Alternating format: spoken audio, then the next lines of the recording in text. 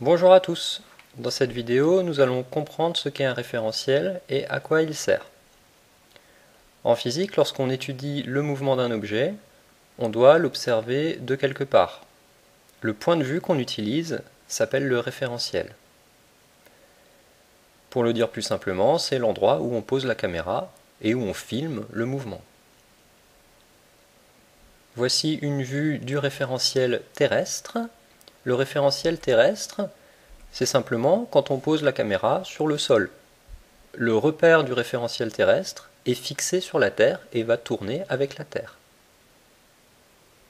Quand je lance la vidéo, on voit bien que les montagnes sont immobiles. Par contre, toutes les étoiles ainsi que les planètes et la Lune effectuent un mouvement circulaire autour de la Terre. Ainsi, pendant des milliers d'années, les humains ont pensé que la Terre était au centre de l'univers, puisque on voit bien que tout l'univers tourne autour de la Terre. Alors on sait aujourd'hui que ce n'est pas le cas, et que ce mouvement est provoqué en fait par la rotation de la Terre sur elle-même.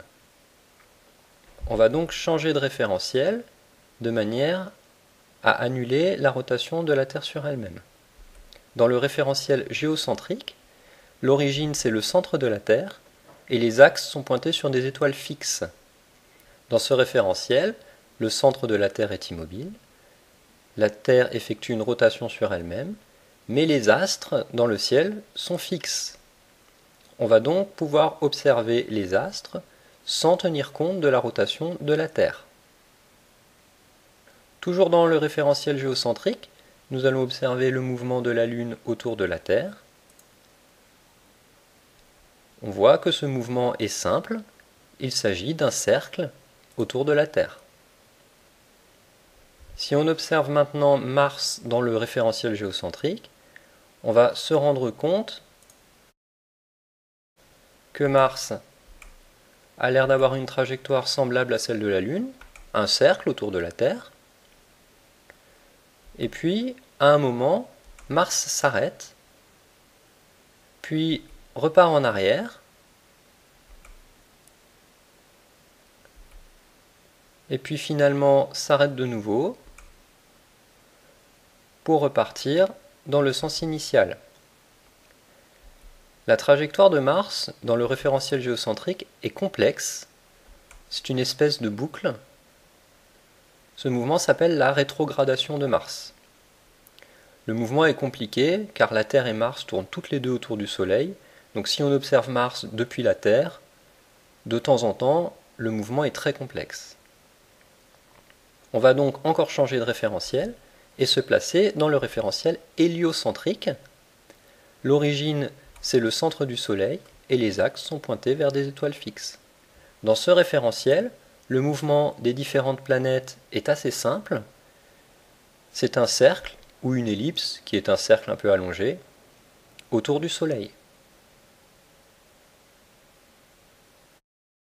Par contre, le mouvement de la Lune dans ce référentiel est très complexe. On a pu constater sur ces exemples que le mouvement observé dépend du référentiel. En physique, il faudra toujours préciser dans quel référentiel on se place lorsqu'on étudie le mouvement d'un objet. Le plus souvent, il y a un référentiel dans lequel le mouvement est le plus simple. On va donc utiliser ce référentiel. Par exemple, pour tous les objets à la surface de la Terre, il vaut mieux utiliser le référentiel terrestre. Pour les lunes et les satellites qui tournent autour de la Terre, le référentiel le plus simple, c'est le référentiel géocentrique. Et pour tous les corps qui tournent autour du Soleil, donc les planètes du système solaire, les astéroïdes, les comètes, il vaut mieux utiliser le référentiel héliocentrique. Alors une dernière petite animation, puisqu'on sait que le Soleil en réalité n'est pas fixe, il tourne autour du centre de la galaxie, et donc on peut observer ici les trajectoires de tous ces astres dans un référentiel qui serait centré sur la Voie lactée avec des axes fixes. Le Soleil se déplace également, et toutes les autres planètes se déplacent avec lui. Et voilà, vous avez maintenant compris ce qu'est un référentiel et pourquoi c'est important de le préciser. Bravo!